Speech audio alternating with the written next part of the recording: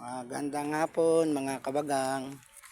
Andito po kami ngayon. Ako ngayon sa tabing dagat. Kung saan po ay medyo namamasyal-masyal at mabawasan po ang ating stress. Ayan po. Ito po ay dito sa bayan ng Mauban, Quezon. Ayun po sa dulo yung fishing port. Ayan po.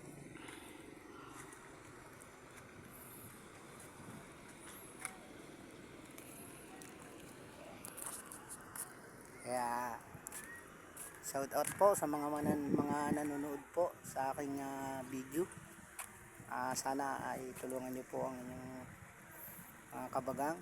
Sana po ay i-comment niyo po ako, tapos follow and share na lang po. Maraming salamat po mga kabagang. Isang magandang hapon na po sa inyong lahat. Ayan po.